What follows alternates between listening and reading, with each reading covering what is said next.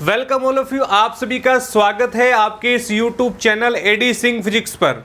तो आज नई यूनिट को स्टार्ट करने वाले हैं, यूनिट नंबर 5। और इस यूनिट का जो नेम है वो ऑक्सीलेटर है, दोलित्र है। सबसे पहले इस यूनिट को स्टार्ट करने से पहले आपसे दो बातें शेयर करना चाहता हूँ। आप इस वीडियो को पूरा देखिएगा और यदि मेरे चैनल पर आप नए हैं तो चैनल को सब्सक्राइब करना ना भूलें। बेल आइकन दी गई है और बेल आइकन को प्रेस करना ना भूलें। और यदि ये वीडियो लेक्चर अच्छा लगे तो आप लाइक बटन जरूर दबाइएगा। अब देखिए हमारे पास इस यूनिट से संबंधित कौन कौन से टॉपिक्स हम पढ़ेंगे और कौन कौन से टॉपिक्स इंपॉर्टेंट हैं। सबसे पहली बात, ऑक्सीलेटर है क्या, व्हाट इज ऑक्सीलेटर, दोलित्र क्या है। प्रिंसिपल ऑफ ऑक्सीलेटर यानी दोलित्र किस सिद्धांत पर कार्य करता है, दोलित्र का जो सिद्धांत है वो किस पर कार्य करता है, ये हम पढ़ने वाले हैं।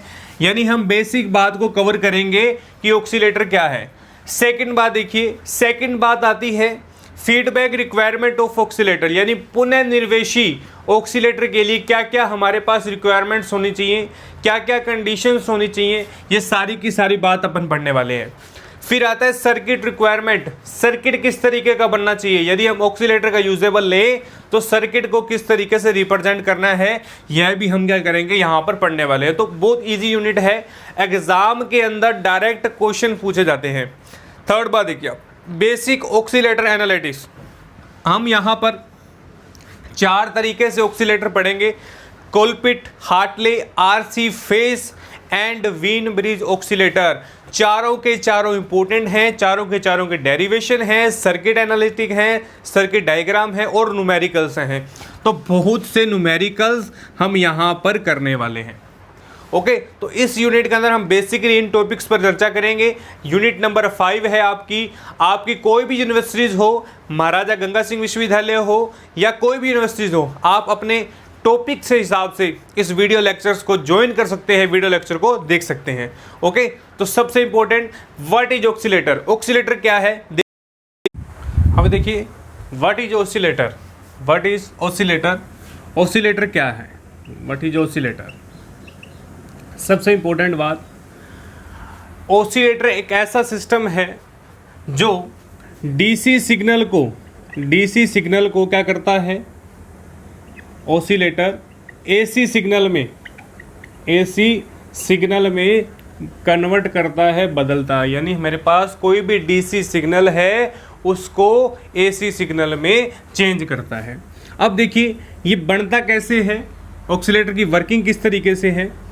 अब ऑक्सीलेटर जो है वो एम्पलीफायर पर बेस्ड है। एम्पलीफायर, ये मान लीजिए मेरे पास इनपुट है, इनपुट सिग्नल, और यहाँ पर फीडबैक और यहाँ पर मेरे पास आता है आउटपुट। बताऊंगा फीडबैक क्या है। ऑक्सीलेटर जो है वो एम्पलीफायर और फीडबैक ऑक्सीलेटर की सहायता से क्या करता है, इनपुट सिग्नल देता है।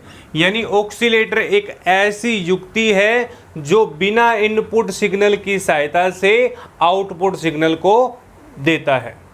ओके, तो ऑक्सीलेटर एक ऐसी युक्ति है, दोलित्र, जो बिना इनपुट की सहायता से हमें क्या मिले, आउटपुट सिग्नल्स मिले। क्या मिले, आउटपुट सिग्नल्स मिले। और इनपुट कब वर्किंग नहीं करेगा, जब यहाँ पर फीडबैक ऑक्सीलेटर लगा होगा। यानी यहाँ पर फीडबैक ऑक्सीलेटर का लगना क्या है, मस्ट है। एम्पलीफायर के साथ हम फीडबैक ऑक्सीलेटर को जोड़ दें तो हमें वी आउटपुट मिलेगा। ओके, अब देखिए, अब यहाँ पर ऑक्सीलेटर किस तरीके से करता है। मान लीजिए मेरे पास इस तरीके से साइन वेव प्राप्त होती है, ये मेरे पास यहाँ पर इस तरीके से, या रेक्टेंगुलर वेव्स प्राप्त होती है। उसी तरीके से मेरे पास क्या प्राप्त होंगी, इनपुट सिग्नल की सहायता यानी डीसी सिग्नल की सहायता से एसी के रूप में हमें वेव्स सिग्नल्स प्राप्त होते हैं, जो ऑक्सीलेटर्स कहते हैं, वो ऑक्सीलेटर्स कहलाते हैं। अब फीडबैक क्यों जरूरी है, फीडबैक ऑक्सीलेटर क्यों जरूरी है, क्या क्या कंडीशन है, रिक्वायरमेंट क्यों है, हम उनको डिस्कस करेंगे। तो what is feedback resistance, feedback क्या है। फीडबैक ऑक्सीलेटर वह कहलाता है जिसके अंदर आयाम क्या हो, वो क्या रहे, नियत रहे, कांस्टेंट रहे। ओके, तो फीडबैक ऑक्सीलेटर कहलाता है। तो आई बात क्लियर समझ में, what is oscillator, DC signal को एसी सिग्नल में क्या करता है, चेंज करता है क्या कहलाता है, ऑक्सीलेटर कहलाता है। अब अपन बात करें फीडबैक क्यों ज़रूरी है। अब यहाँ पर मैं केसेस लूँगा, कंडीशंस लेंगे। सबसे पहले देखिए आप, मेरे पास यहाँ पर देखिए एम्पलीफायर लगा हुआ है, एम्पलीफायर, और सेकंड के अंदर यहाँ पर मैंने इनपुट सिग्नल दिया और ये ए पॉइंट है, और यहाँ पर फीडबैक के रूप में बीटा जो है वो फीडबैक है, ओके। और ये मेरा क्या है, output signal V naught, okay. अब वी इनपुट है और ये वी क्या है, आउटपुट, और ये यहाँ पर क्या हो रहा है, वी फीडबैक प्राप्त हो रहा है। कहाँ से, वी नोट और बीटा के मल्टीप्लिकेशन से। अब बड़े ध्यान से देखिए आप, अब यहाँ पर पॉइंट ए से, यानी मैंने इनपुट सिग्नल दिया है, वो आउटपुट के रूप में क्या प्राप्त हुआ, एम्पलीफायर के सहायता से, यानी वी नोट जो है वो ए वी इनपुट प्राप्त हुआ। वी नोट जो है वो कितना हुआ, amplifier into V naught, amplifier into V input से हमारे पास प्राप्त हुआ। अब देखिए जो फीडबैक है, एफ फीडबैक, वी एफ क्या हुआ, वी नोट इंटू बीटा का मल्टीप्लिकेशन होगा। बीटा क्या है हमारे पास, फीडबैक, क्या है, फीडबैक, ओके। अब कंडीशंस क्या है, अब यहाँ पर कंडीशंस आते हैं कि यहाँ पर आउटपुट के अंदर एक ऐसा वैल्यू निकलती है जो इनपुट को देता है, और इनपुट की जो वर्किंग है वो क्या हो जाती है, ख़त्म हो जाती है। यानी कहने का मतलब बिना इनपुट की सहायता से हमें क्या मिल जाए, आउटपुट मिल जाए, उसको क्या कहते हैं, ऑक्सीलेटर कहलाते हैं। अब यहाँ पर इस तरीके की कंडीशंस आई। अब सबसे इम्पोर्टेंट बात कि हमें ऑक्सीलेटर किस तरीके से प्राप्त होगा। यदि हम 2 लीटर को पाना चाहते हैं तो यहाँ पर एक बार्कहाउज़न कंडीशंस है, हम उसका भी डिस्कस करेंगे। सबसे इम्पोर्टेंट बात देखिए, यदि क्या होगा, यहाँ पर देखिए वी नोट जो है, यानी वी फीडबैक जो है, वी नोट क्या होगा, वी नोट की वैल्यू रखिए यहाँ पर A V input into beta, A input into beta, okay. तो यहाँ पर क्या आएगा, A beta into V input, V feedback, क्या आ गया, वी फीडबैक। अब देखिए, अब हम 3 कंडीशंस लेंगे। क्या लेंगे, 3 कंडीशंस। अब मेरे पास क्या आया, वी एफ, यहाँ पर ए बीटा इंटू वी इनपुट, ए बीटा इंटू इनपुट।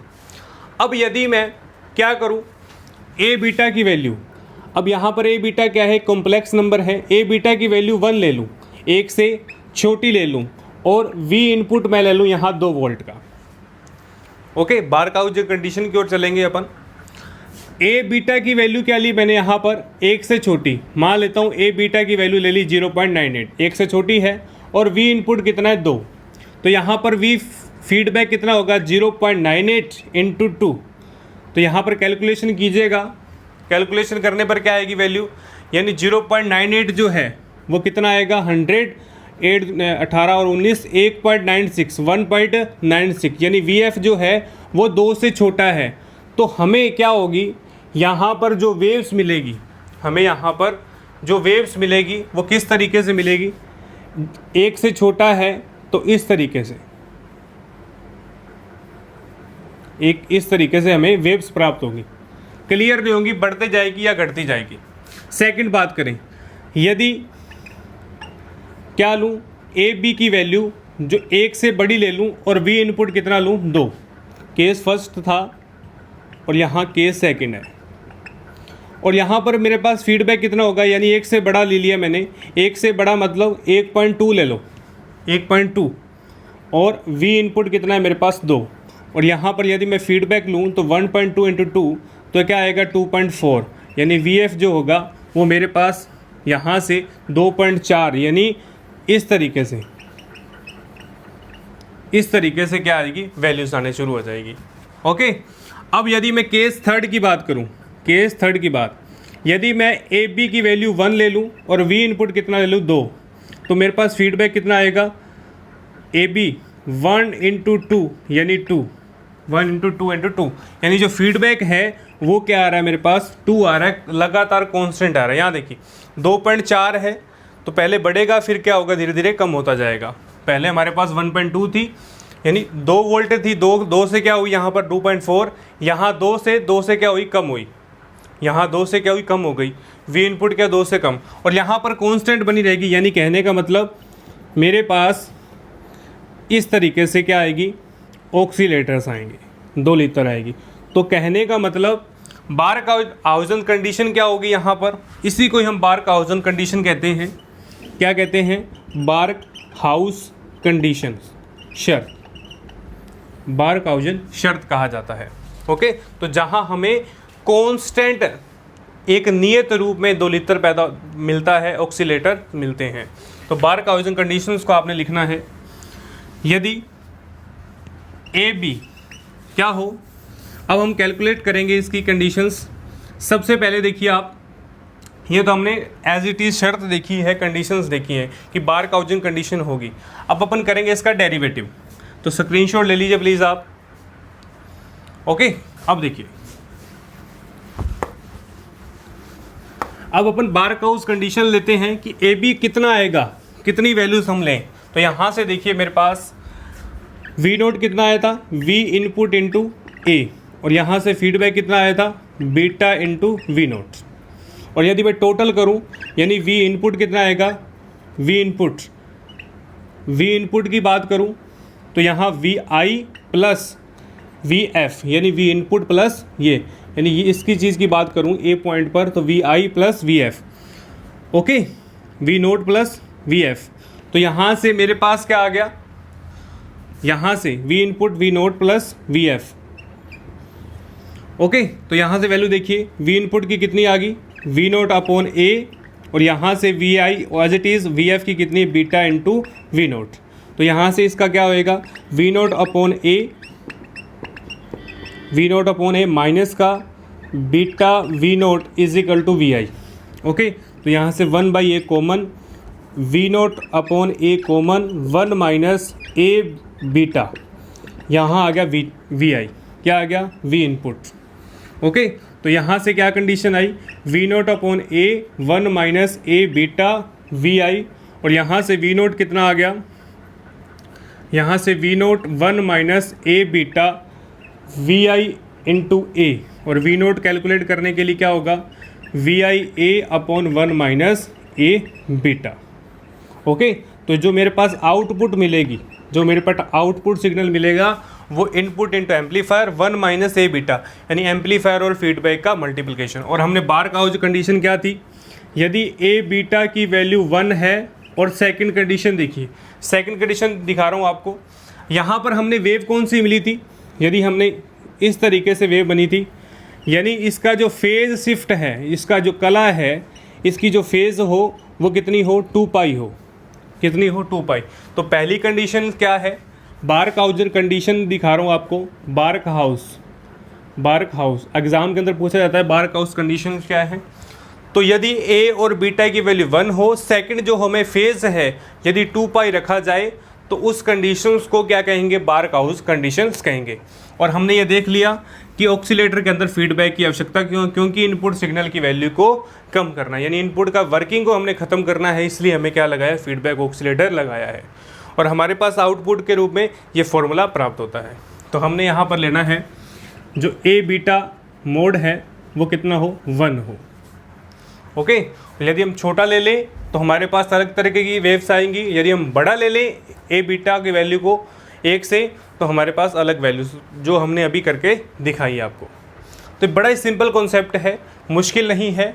और जो प्रिंसिपल्स हैं ऑक्सीलेटर के, प्रिंसिपल्स हैं, बेसिक ऑक्सीलेटर का वर्किंग क्या है, एसी सिग्नल्स को डीसी सिग्नल्स को क्या करता है, एसी सिग्नल्स में कन्वर्ट करता है, डीसी सिग्नल्स को एसी सिग्नल्स में क्या करना है, उन्होंने कन्वर्ट करना है। बेसिक पार्ट किसकी सहायता से, एम्पलीफायर और फीडबैक ऑक्सीलेटर की सहायता से। ओके, तो इम्पोर्टेंट है और एग्जाम के अंदर डायरेक्ट पूछ जाती है बार्कहाउज़ कंडीशन क्या, आपने इन सभी डेरिवेशन को करना है, तीनों कंडीशंस लिखनी है, केस 1, केस 2 और केस 3। ओके, तो आज के लेक्चर में सिर्फ इतना ही। आप इस वीडियो को लाइक करें, शेयर करें, और यदि मेरे चैनल को अभी तक सब्सक्राइब नहीं किया है तो चैनल को सब्सक्राइब जरूर कीजिएगा, बेल आइकन को प्रेस कीजिएगा ताकि आने वाली वीडियो को नोटिफिकेशन आप तक पहुंच पाए। बीएससी फाइनल से संबंधित संपूर्ण पाठ्यक्रम आपके इस यूट्यूब चैनल पर उपलब्ध है। आप घर रहें, सुरक्षित रहें, निश्चित ही आपके एग्ज़ाम जल्दी ही लिए जाएंगे। आने वाले कुछ दिनों के अंदर यूनिवर्सिटीज़ जो एग्ज़ाम्स हैं वो संभावना है। आप घर रहें, सुरक्षित रहें। Thank you all of you.